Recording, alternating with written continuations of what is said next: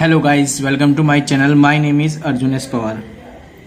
Guys, आज हमारा जो लेक्चर होने वाला है linear equation in two variables में age and distance, speed and digit के क्वेश्चनों को लेकर होने वाला है गाइस। ठीक है, तो it's a very important video guys आज के हमारे, जो related two point of view exam से काफी इंपॉर्टेंट होने वाली है गाइस। तो आइए गाइस समझते हैं कि एज के क्वेश्चन किस तरह से एग्जामिनर सेट करते हैं, डिस्टेंस स्पीड के क्वेश्चन कैसे पूछे जाते हैं एंड डिजिट के क्वेश्चनों को कैसे डील कराएगा गाइस आपसे। ओके गाइस, आइए समझते हैं। पहले क्वेश्चन देखिए क्या लिखा हुआ है। 7 times a 2-digit number is equal to 4 times the number obtained by reversing the order of its digits। उन्हें कहा guys 7 times a 2-digit number, यानी जो भी आपके पास 2 डिजिट नंबर है उन 2 डिजिट नंबर का 7 टाइम इक्वल है to 4 times the number obtained by reversing, यानी जो रिवर्स करके आपके पास नंबर आ रहा है उसका 4 टाइम्स के इक्वल है क्या, 2 डिजिट के नंबर का 7 टाइम। तो क्या रहेगी, if the difference between the 2 digits is 3, और जो डिजिट्स हैं उन डिजिट्स के बिटवीन जो डिफरेंस है वो 3 है, तो फाइंड द नंबर। तो मुझे नंबर बताना क्या होगा नंबर। तो देखो गाइस, ऐसे टाइप के क्वेश्चंस को डील करने के लिए हमें क्या करना होगा, सबसे पहले नंबर बनाने, क्योंकि 2 डिजिट का कॉन्सेप्ट है, नंबर बनाने होंगे डिजिट के कॉन्सेप्ट के लिए। तो टेंस डिजिट को हमने सबसे पहले एक्स लेट किया, यूनिट्स डिजिट को हम वाई लेट करेंगे। ऑलवेज रिमेंबर दैट, ये पॉइंट इंपॉर्टेंट है गाइस। यानी ये टेंस और यूनिट तो हम कुछ भी लेट कर सकते हैं, मतलब जिसको हम टेंस बोले उसे हम वाई भी यूज कर सकते हैं, जिसको हम यूनिट बोले उसको हम एक्स भी। लेकिन जो नंबर बनाने का प्रोसेस होता है वो नंबर बनाने का प्रोसेस होता है 10 into tens digit plus unit digit. ये इंपॉर्टेंट है, नंबर्स बनाने का तरीका क्या था, 10 into tens digit plus unit digit. ये इंपॉर्टेंट लाइन है गाइस। तो नंबर ये बन गया हमारे पास, क्योंकि इसमें 10 डिजिट है एक्स, यूनिट डिजिट है वाई, तो 10x प्लस वाई, ये नंबर बन गया। इसलिए गाइस जो ये नंबर है इस नंबर का 7 टाइम्स, ये लिख दिया मैंने, इस नंबर का 7 टाइम्स जो इक्वल होगा रिवर्सिंग नंबर के। देखा ना, रिवर्सिंग, रिवर्सिंग का मतलब जो यूनिट है वो बन जाए टेंस, जो टेंस है वो बन जाए यूनिट, उनका रिवर्स का रिवर्स क्या हो गया 10y प्लस एक्स, नंबर बन के आएगा 10y प्लस एक्स। तो ये वाला नंबर, इसका जो 7 टाइम है, जो रिवर्सिंग आपको नंबर मिल रहा है, इसके 4 टाइम्स के क्या आपस में इक्वल है। पहली कंडीशन यहां तक क्लियर होगी। इसमें अंदर मल्टीप्लाई कैलकुलेट करते हुए आपके पास y की वैल्यू 2x गेट हो गई, क्योंकि अंदर मल्टीप्लाई करेंगे 70x plus 7y 40y plus 4x, like terms subtract and add, तो y is equal to 2x final get हो गया। उसने दूसरी कंडीशन आपको गिवन की थी कि उन डिजिट के बीच में जो डिफरेंस है वो 3 का है, तो आपने 3 का डिफरेंस रखा। जरूरी नहीं unit digit greater than tens digit हो, आप जो भी कॉन्सेप्ट लेके चलेंगे वहां पे उसके अनुसार आपको रखना है। बस आपने क्या कहा, भाई मैं यूनिट डिजिट को लेट करके चला, कंसिडर कर लिया कि मैंने यूनिट डिजिट जो है मेरी वो ग्रेटर होगी टेंस डिजिट से, यानी मैंने y को ग्रेटर देन कह दिया x से। यदि y ग्रेटर है x से तो y में से फिर x माइनस होगा गाइस, तो y minus x equal to 3, तो y minus x equal to 3 condition number second. अब मैं इससे पहले आपको कई सारे मेथड सोल्व करा चुका हूं, elimination, substitution, cross multiplication, elimination. जिसने ये वीडियोस नहीं देखी हो, जिसने इन टॉपिकों की वीडियोस नहीं देखी है, प्लेलिस्ट में जाकर substitution, elimination, cross multiplication method पर ये वीडियो देखकर आप वहां से सीखकर x और y की वैल्यू कैलकुलेट कर सकते हैं गाइस। ओके, तो इन 2 इक्वेशनों को आपको सॉल्व करना है, सोल्व करके x एंड y की वैल्यू फाइनलाइज करनी है गाइस। ओके, उम्मीद करता हूं गाइस ये चीज समझ में आपको अच्छे से आ गई होगी। तो यानी ये क्वेश्चंस आपको बहुत अच्छे से क्लियर हो गया गाइस। अब चलते हैं हम नेक्स्ट क्वेश्चन की तरफ। देखिए क्या लिखा हुआ है, Abdul travelled 300 kilometre by train eight 200 kilometre bye taxi. यानी जो अब्दुल है जो ट्रेन से यात्रा करता है 300 किलोमीटर की और टैक्सी से करता है 200 किलोमीटर की, जो समय ले रहा है वो ट्रेवल करने में वो 5 hours 30 minutes लेता है। लेकिन if he travels through 60 kilometre by train, लेकिन यदि वो ट्रेवल 260 किलोमीटर बाय ट्रेन से जाए और 240 किलोमीटर टैक्सी से जाए तो वो टोटल टाइम लेता है 6 मिनट लॉन्गर। यानी पहले जो टाइम ले रहा था 5 hours 30 minutes, उसमें 6 मिनट ज्यादा लेगा, यानी 5 hours 36 minutes। पॉइंट समझ में आ गया। पहले यदि अब्दुल पहली डिस्टेंस को कवर करने में 5 hours 30 minutes लेता है, तो अब कह रहा है कि अब उसी डिस्टेंस को यदि वो ट्रेन से इतनी डिस्टेंस और टैक्सी से इतनी डिस्टेंस चलता है तो अब वो समय 6 मिनट लॉन्ग यानी ज्यादा लेगा। पहले 5 और 30 मिनट, उसमें 6 मिनट ज्यादा लेगा। Find the speed of the train and that of the taxi. मुझे टैक्सी और ट्रेन दोनों की स्पीड बतानी है। आई डोंट नो गाइस कि मेरे पास ट्रेन की स्पीड कितनी है और टैक्सी की स्पीड कितनी है। मैंने लेट कर लिया, एक x किलोमीटर पर आवर, एक y kilometre per our. Kilometre per our इसलिए क्योंकि क्वेश्चंस ही किलोमीटर में चल रहे हैं आपके, ठीक है। बात समझिए, आपको टाइम निकालना है, क्यों? क्योंकि टाइम गिवन है। तो टाइम में हमने क्या करा भाई, मुझे पता करना है कि टाइम इज इक्वल टू कितना होता है guys. Time is equal to होता है डिस्टेंस अपॉन स्पीड। टाइम की फॉर्मूला क्या होता है, आपने फिजिक्स में पढ़ा होगा। टाइम इज इक्वल टू होता है गाइस डिस्टेंस अपॉन स्पीड। तो मैंने डिस्टेंस अपॉन स्पीड का फॉर्मूला अप्लाई कर दिया यहां पर। तो मैंने कहा कि भाई 300 किलोमीटर की जर्नी को ट्रेन के अकॉर्डिंग कवर करने में जो टाइम लगेगा वो कितना लगेगा, 300 अपॉन x किलो आवर्स। और जो टैक्सी के अनुसार उस जर्नी को ट्रेवल करने में कितना टाइम लगेगा, 200 अपॉन y, क्योंकि distance upon speed, distance 300, distance 200, speed x, इसकी स्पीड y, क्योंकि ट्रेन और टैक्सी है। अब इन दोनों को जो टोटल समय लग रहा है वो लग रहा था 5 आवर्स 30 मिनट। तो 5 आवर्स 30 मिनट का मतलब होता है 5 आवर्स 30 मिनट्स। 30 मिनट्स को आपने कन्वर्ट कर लिया आवर्स में, यानी घंटों में। आवर्स में कवर करने का मतलब 30 को डिवाइड कर दिया 60 से, तो आवर्स बन गया, यानी आधा घंटा, हाफ आवर्स। हाफ आवर्स को आपने कैलकुलेट किया, यानी कितना गया, 11 अपॉन 2 आवर्स आ गया। इतने आवर्स आ गए आपके पास, आपने पहली इक्वेशन बना के जनरेट कर दी। इसी तरह से सेकंड कंडीशन कौन सी, जब वो ट्रेवल करता है 260 किलोमीटर की डिस्टेंस ट्रेन से एंड 240 किलोमीटर की डिस्टेंस टैक्सी से, कर दिया आपने। सेम वही, इसमें भी टाइम निकाला आपने, क्यों? क्योंकि टाइम आपको गिवन है, टाइम ही उसने बता रखा ना कि 6 मिनट ज्यादा लगती है, इसलिए हमने टाइम ही निकाल रहे हैं। क्वेश्चंस को हम इसलिए निकाल रहे हैं क्योंकि हमें टाइम गिवन किया। जो चीज गिवन होती है ना उसके अनुसार हम काम करने की कोशिश करते हैं। तो सेम वही 5 आवर्स, अब पहले 6 मिनट ज्यादा लग रहे थे ना, अब तो आप कितना हो गया, 36 मिनट्स। उम्मीद करता हूं ये पॉइंट समझ में आ गया होगा। पहले 30 मिनट्स थी, अब आपके पास कितना आ गया, 6 मिनट और ऐड हो गए तो कितना हो, 36 मिनट। 36 मिनट को आवर्स में बदलने के लिए क्या कर दिया उसने, 60 से डिवाइड, तो ये टोटल आ गया 28 अपॉन 5। ओके गाइस, यहां तक पॉइंट क्लियर हो गया होगा। यानी इन दोनों को जो टोटल समय लगने वाला है तो कितना लगने वाला है, ट्रेन को कितना लगता है 260 अपॉन x, टैक्सी को लगता है 240 अपॉन y।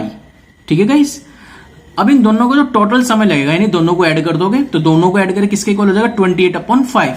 दोनों को एक ऐड करके जब लिख दोगे तो गाइस 2 इक्वेशन तैयार हो जाएगी। 2 इक्वेशनों के कॉन्सेप्ट को सॉल्व करने का पैटर्न आपको अच्छे से आता है। वो कैसे सॉल्व करते हैं आइए समझते हैं।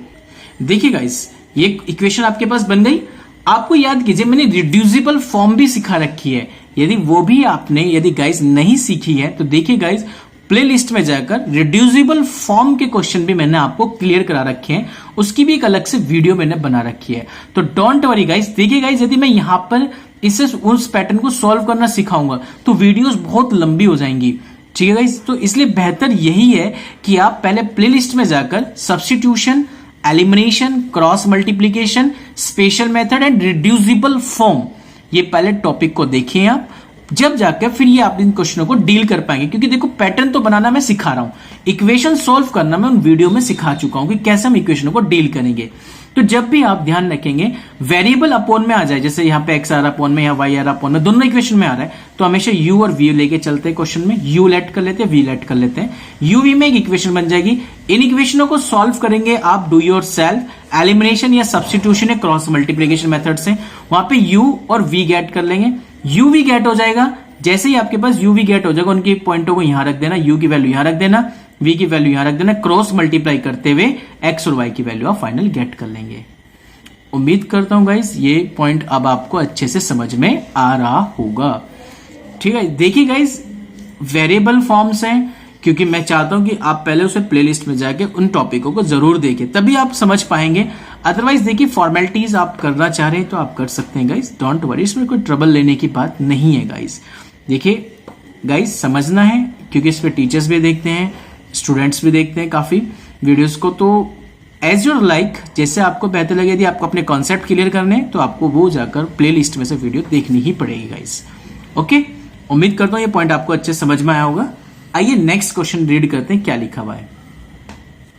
तो a train covered a certain distance at a uniform speed, speed uniform है, कांस्टेंट हो गई। If the train had been 6 kilometre per hour faster यानी बहुत तेजी से चल रही है, फास्टर है एक ट्रेन जो 6 किलोमीटर प्रति घंटे की रफ्तार से चल रही है, it would have taken 4 hours less than the schedule time. और वो जो है अपने शेड्यूल टाइम से यदि 4 आवर्स क्या होती है, लेस होती है, क्या होती है, अपने शेड्यूल टाइम से 4 आवर्स लेस हो रही है। And if the train were slower by 6 kilometre hour, if it would have taken 6 hours more than the schedule time. मतलब मैं आपको समझाता हूं, मतलब कहानी क्या है पूरे इस क्वेश्चन की। गाइस दोबारा से रिपीट करो, ध्यान से समझना। उसने कहा कि यदि ट्रेन स्पीड में चल रही है, बहुत तेज चल रही है, तो अपनी जर्नी में जो उसका शेड्यूल टाइम था पहुंचने का, वो टाइम से 4 घंटे पहले पहुंच जाती है। 4 आवर्स लेस देन का मतलब है 4 घंटे पहले पहुंच जाती है। लेकिन यदि वो स्लोअर चले, यदि गाड़ी आराम से चल रही है, स्लोअर चल रही हो, तो उस टाइम पर जो समय लगता है वो 6 आवर्स मोर देन, यानी 6 घंटे और ज्यादा लगेंगे उसको, यदि वो स्लोअर चलेगी। ठीक है, यानी ज्यादा चल रही है तो पहले पहुंच जाएगी, और कम चलेगी तो लेट पहुंचेगी इतने घंटे। तो पूछा ही find the length of the journey, यानी जर्नी जो टोटल में डिस्टेंस कवर कर रहा हूं वो कितने की कवर कर रहा हूं, टोटल जर्नी की लेंथ बतानी मुझे। आई डोंट नो मेरी पहली स्पीड कितनी थी ट्रेन की, मैंने कह दिया x किलोमीटर थी। जैसे मैं फास्ट हो रहा हूं जर्नी को कंप्लीट करने के लिए, तो भाई फास्ट तो होंगे ही ऑब्वियसली। तो कैसे फास्ट होगा उसके लिए पहले मैं बात करता हूं, यहां ध्यान समझेंगे। ओरिजिनल स्पीड कितनी है ट्रेन की मेरे पास, x किलोमीटर है। कितना समय लग रहा है ट्रेन की जर्नी को करने में, y आवर्स, मैंने कहते y आवर्स लगता है, यानी y घंटे लगता है। यानी x किलोमीटर की यदि मैं रफ्तार से चलता हूं तो उस जर्नी को कंप्लीट करने में मुझे जो समय लगेगा वो y आवर्स लगेगा। तो टोटल जर्नी कितनी कवर करी, यानी लेंथ ऑफ होल जर्नी। ध्यान रखेंगे आप हमेशा, जब भी आपको होल जर्नी की लेंथ निकालनी हो तो ट्रेन की स्पीड और जितनी जर्नी का टाइम लगा उन दोनों की मल्टीप्लाई कर देना। क्योंकि टाइम आप समझो फॉर्मूला क्या होता है, time is equal to distance upon speed होती है। Time is equal to distance upon speed. आपको डिस्टेंस बतानी तो स्पीड इंटू टाइम तो करना ही पड़ेगा ना। स्पीड आपको पता है कितनी है, x, ठीक है, टाइम पता है आपको कितना है, y, तो डिस्टेंस पता लग जाएगी, नहीं पता लग जाएगी, लेंथ मतलब वही तो क्या हो गया, speed into time. Speed x, time y, तो कितना हो गया x y। तो पहला केस क्या था, पहला केस ये था यदि ट्रेन फास्ट चलती हो, ठीक है, लिखा ना उसने, यदि ट्रेन क्या चलती है, फास्ट, यूनिफॉर्म स्पीड चल रही है, तो train had been 6 kilometre per hour, 6 kilometre प्रति घंटे की रफ्तार ज्यादा चलती हो। पहले स्पीड कितनी थी, x, 6 किलोमीटर मैंने बढ़ा दी, तो समय कितना लगेगा, 4 घंटे कम लगेगा। समझ में आ गई। तो टोटल लेंथ कितनी हो जाएगी इसकी, दोनों की मल्टीप्लाई, टोटल लेंथ निकालने के लिए दोनों की प्रोडक्ट। तो लेंथ तो कभी चेंज नहीं हो सकती, जो पहली स्पीड से मैं काम कर रहा था और जितना मैं समय ले रहा था उन दोनों से प्रोडक्ट करके जो लेंथ निकल के आई, क्या जर्नी की डिस्टेंस कम हो जाएगी क्या। मैंने कहा कि भाई विलेज से आपके कहीं भी आप रहते हो, सपोज दैट मैंने कहा मुजफ्फरनगर से और कानपुर तक की डिस्टेंस सपोज दैट 100 किलोमीटर है, 200 किलोमीटर है, क्या मैं स्पीड को बढ़ा लूं, घटा लूं, कुछ भी कर लूं, क्या जो 200 किलोमीटर डिस्टेंस है वो 250 बन सकती है क्या, 219 बन सकती है क्या, या 100 किलोमीटर बन सकती है, नहीं बन सकती है ना। डिस्टेंस तो एग्जैक्ट फिक्स ही है ना। यदि मैंने कहा मुजफ्फरनगर से कानपुर 200 किलोमीटर, तो यानी वो 200 किलोमीटर ही है। बात समझ में आ गई ना बात। तो length of whole journey clear होगी यहां तक, तो यानी इस पूरे की इक्वल होगी, एक्स वाई के इक्वल होगी, तो एक्स वाई के इक्वल इन दोनों की प्रोडक्ट। यहां से इक्वेशन तैयार होगी फर्स्ट। सेकंड इक्वेशन क्या बन रही, सेकंड केस कि भाई उसने कहा यदि स्पीड पहले 6 किलोमीटर तेजी से चल रहा था, अब वो स्लो कर दी, 6 किलोमीटर प्रति घंटे की रफ्तार को स्लो में ला दिया। पहले स्पीड x ओरिजिनल थी, अब 6 से कम कर दी, तो जो समय लगेगा उससे जो टाइम लगेगा वो 6 घंटे ज्यादा लगेगा, कह रहा ना। And if the train were slower by 6 kilometre per hour, it would have taken 6 hours more than the schedule time. यदि 6 घंटे ज्यादा लेगा यदि स्पीड को कम कर देता है, तो ठीक है, y प्लस 6 हो गया किलोमीटर पर आवर, यार्ड्स आ गया आपके पास। दोनों की टोटल प्रोडक्ट कर दीजिए, लेंथ के इक्वल आ जाएगी, किसके इक्वल होगी, ओरिजिनल लेंथ के, एक्स वाई के दोनों प्रोडक्ट करके दूसरी इक्वेशन। पहली और दूसरी इक्वेशन को सॉल्व कीजिए, एलिमिनेशन, सब्स्टिट्यूशन, क्रॉस मल्टीप्लिकेशन, जिससे भी आप करना चाहते हैं। तो वहां से एक्स की value 30 kilometre per hour, y की वैल्यू 24 किलो पर आवर्स, यहां तक आ जाएगी। अब आपसे पूछी गई थी find the length of journey. Journey की लेंथ मैंने आपको बताया रखी, टोटल जर्नी या जर्नी की लेंथ जो होगी वो एक्स इंटू वाई, एक्स की प्रोडक्ट y से कर दीजिए, जो आएगा वो 720 किलोमीटर आ जाएगी। तो उम्मीद करता हूं गाइज ये क्वेश्चन आपको अच्छे से समझ में आएगा और इंपॉर्टेंट क्वेश्चन है गाइज ये भी। मैंने कहा आज का जो टॉपिक है हमारा वो सबसे इंपॉर्टेंट टॉपिक चलने वाला है गाइज लैंग्वेज के क्वेश्चन में। तो उम्मीद करता हूं गाइज ये क्वेश्चन दोबारा आपको यदि लगता है समझना है तो बार रिपीट करके वीडियो को पॉज करके और आप बैकवर्ड जाइए, दोबारा से वीडियो को रिपीट कीजिए और समझिए इसको फिर से मैं कहना क्या चाह रहा हूं इस क्वेश्चन में। तो उम्मीद करूंगा गाइस तो आप उस बात को मेरी अच्छे से समझेंगे। ओके गाइस, चलते हैं नेक्स्ट एग्जांपल की तरफ गाइस, लेट्स सी गाइस। देखिए गाइस नेक्स्ट क्वेश्चन क्या लिखा हुआ है, उसने लिखा है प्लेसेस है ए और B are 160 kilometre apart on a highway one car starts from A, यानी दो स्थान बता दिए ए और बी, दो प्लेस है ए और बी, ठीक है ना, ये दो प्लेस है ए और बी के, ठीक है। उसने कहा एक कार स्टार्ट होती है, जो दोनों के बीच की डिस्टेंस बताई ना 160 किलोमीटर है, ए और बी के बीच की जो डिस्टेंस है 160 किलोमीटर है। एक कार हाईवे पर स्टार्ट होती है एक पॉइंट से एंड दूसरी जो स्टार्ट होती है बी पॉइंट से होती है सेम टाइम पर, टाइम दोनों का सेम है, जिस टाइम पे होगी उस टाइम पे ये स्टार्ट होगी, ठीक है।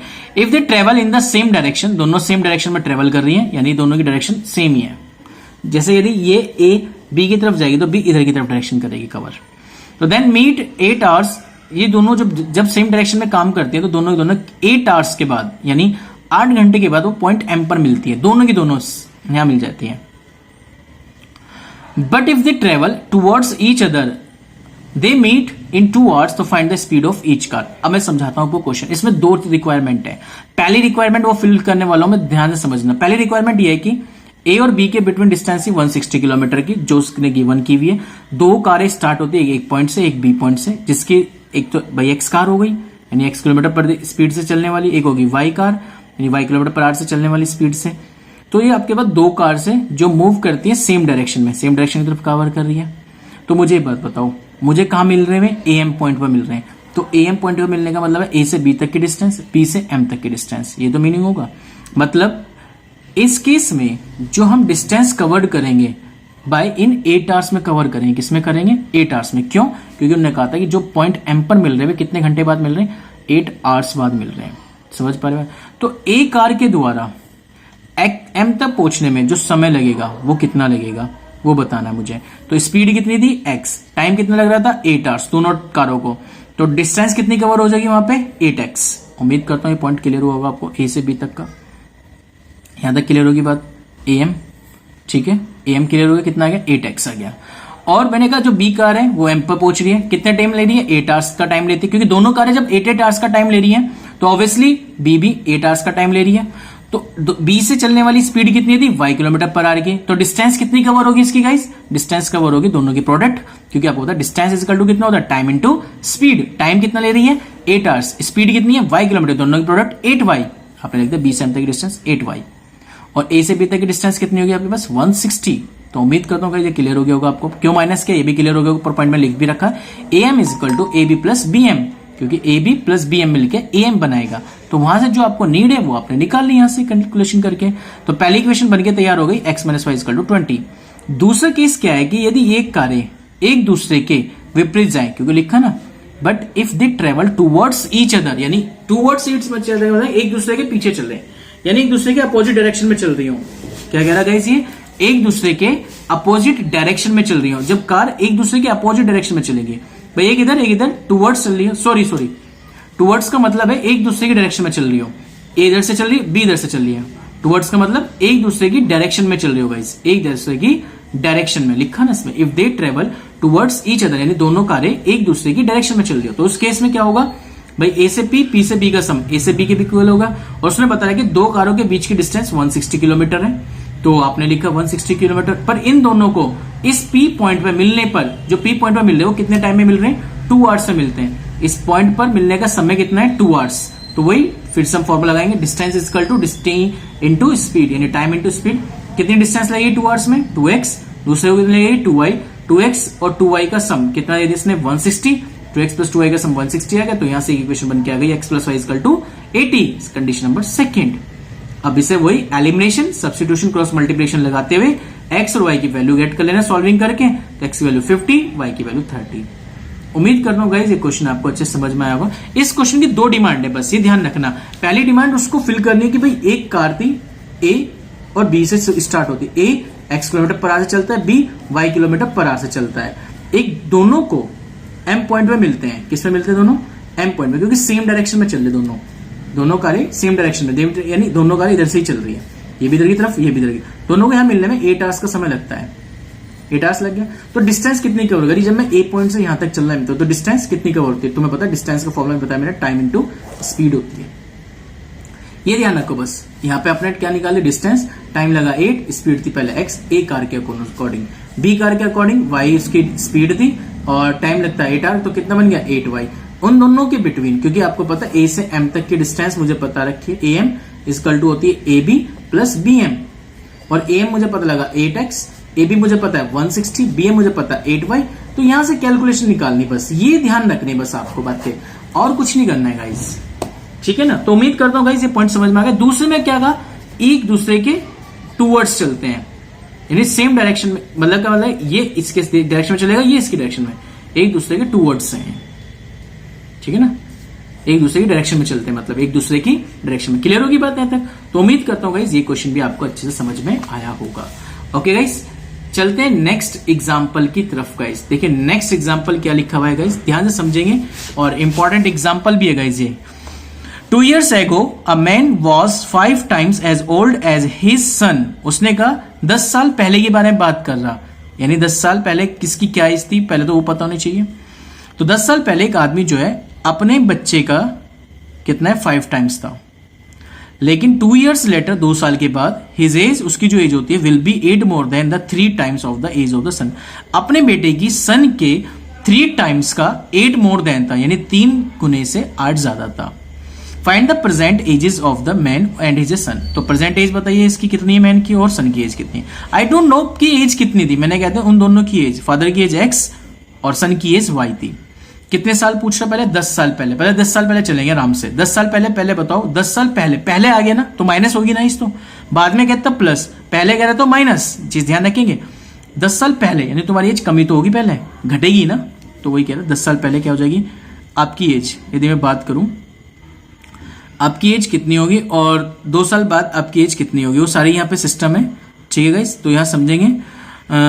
10 years ago a man was 5 times as old as his son. 2 years later his age will be 8 more than the 3 times the age of the son. तो गाइस देखिए 10 years पहले पूछी बात, तो 10 years पहले क्या एज होगी इसकी, सॉरी गाइज मैं बार बार इसे रिपीट कर रहा हूँ, 10 ये 2 लिखा हुआ है गाइज, क्या लिखा हुआ है गाइज, ये 2 लिखा हुआ है गाइज, ठीक है ना, क्योंकि मैं कैलकुलेशन जब चेक कर रहा था मुझे मिस्टेक लग रही थी। ये 2 years है, सॉरी गाइज 10 years बोला जा रहा है बार बार। ये 2 years तक 2 साल पहले के बारे में बात कर रहा, फिर ये 2 साल बाद की बात कर रहा। तो 2 साल पहले यानी माइनस हो जाएगा, x माइनस, तो पहले मेरी एज x और y थी, यानी अब जब प्रेजेंट की बात करो, मेरी प्रेजेंट में एज x है फादर की, और उसके सन की एज कितनी है y। तो 2 साल पहले कितनी होगी, तो माइनस से तो करोगे, x माइनस 2 y माइनस 2। तो कह रहे जो फादर है अपने बेटे का कितना है 5 टाइम्स है, फादर जो है अपने बेटे का 5 टाइम्स है, यानी 5 टाइम बेटे की उम्र में होनी है। तो बेटे की उम्र ये रही, यानी सन की उम्र ये रही, इसमें 5 टाइम्स करनी है, जो किसके इक्वल आएगी, फादर की एज के इक्वल आएगी। बात समझ में आ गई? मैं एक इक्वेशन ये बन के आ गई। दूसरी इक्वेशन कैसे बनेगी गाइस, दूसरी इक्वेशन उसने मुझे ये कहा था कि 2 साल बाद, 2 years लेटर, यानी लेटर मतलब बाद में, जो फादर की एज होगी, पहले वर्तमान में एज यानी प्रेजेंट में एज कितनी थी x, सन की कितनी थी y, 2 साल बाद कितनी हो जाएगी, +2 हो जाएगी एज, +2 कर दिया। तो उसने कहा था जो फादर है अपने बेटे की एज के 3 टाइम्स का 8 more than है, यानी जो फादर है अपने बेटे की उम्र के 3 गुने में 8 ज्यादा होगा, ठीक है ना। कौन, फादर होगा बेटे की उम्र में 3 गुने से 8 ज्यादा, तो बेटे की उम्र में करनी पड़ेगी, नहीं सन की उम्र में करनी पड़ेगी। तो उम्मीद करता हूं गाइस ये भी इक्वेशन आप सॉल्व करके एक इक्वेशन ही बन गई, और इसे सॉल्व आउट करके वी गेट, फाइनली आप गेट कर लेंगे कि x की वैल्यू कितनी आएगी 42 years, y की वैल्यू कितनी गेट हो जाएगी 10 years। तो उम्मीद करता हूं गाइज ये क्वेश्चन भी आपको अच्छे से समझ में आया होगा। तो गाइज वहां पे सॉरी मैं बार बार उसे जो 10 बोल रहा था वो 2 years था, 2 years before and 2 years later, ठीक है। एगो कह दे, बिफोर कह दे, both are same meaning. Guys next question जो नेक्स्ट एग्जांपल है इसको आप डू योर सेल्फ करेंगे, आपको स्क्रीन पे दिख भी रहा है, मैंने इसे सॉल्व भी कर रखा है गाइज, एक बार इसे समझना। उम्मीद करूंगा कि आपको ये क्वेश्चन भी अच्छे से समझ में आया होगा, या नहीं आया होगा तो मुझे कमेंट बॉक्स में बता देना, मैं इसकी एक वीडियो बना के यूट्यूब पे शेयर कर दूंगा गाइज। ओके गाइज, तो इस क्वेश्चन को आप एक बार ध्यान से देख लीजिए या इसका स्क्रीनशॉट ले लीजिए और इसे सॉल्व करने की कोशिश कीजिए।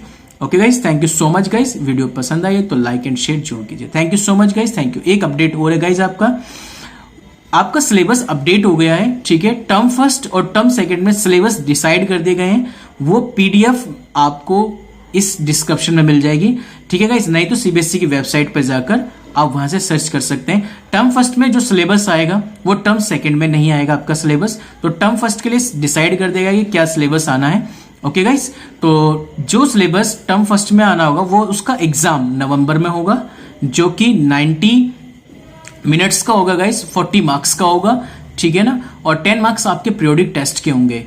ओके गाइस, जो अब मैं जो वीडियो सेशन में जो अपलोड बना रहा हूँ, वीडियो जो मैं अपलोड करूंगा उस कंडीशन में बता रहा हूँ मैं गाइस आपको, ठीक है। जो 2021 में जो मैं रिकॉर्ड कर रहा हूँ वीडियो, ये उसका पैटर्न है गाइस अभी कोरोना टाइम पीरियड को लेकर। इसी तरह से टर्म सेकंड में भी होना है, 90 मिनट्स के होने, ठीक है। 40 मार्क्स का पेपर होना है टर्म सेकंड भी, और उसमें भी ध्यान रखेंगे ज्यादातर एमसीक्यू क्वेश्चन रखेंगे। टर्म फर्स्ट में तो एमसीक्यू आने, लेकिन टर्म सेकंड में यदि एपेडेमिक चलती रही तो एमसीक्यू आएंगे, लेकिन उसमें 2 पैटर्न बनाए गए हैं, एमसीक्यू प्लस डेस्क्रिप्टिव। यदि कोरोना चलता रहा तो टोटल फिर वो एमसीक्यू कर देंगे, और लेकिन यदि कोरोना खत्म हो जाता है तो वो एमसीक्यू प्लस डेस्क्रिप्टिव पोर्शन लेकर आपको एग्जाम कंडक्ट कराएंगे। तो 2 बार बोर्ड हो गए इस बार आपके।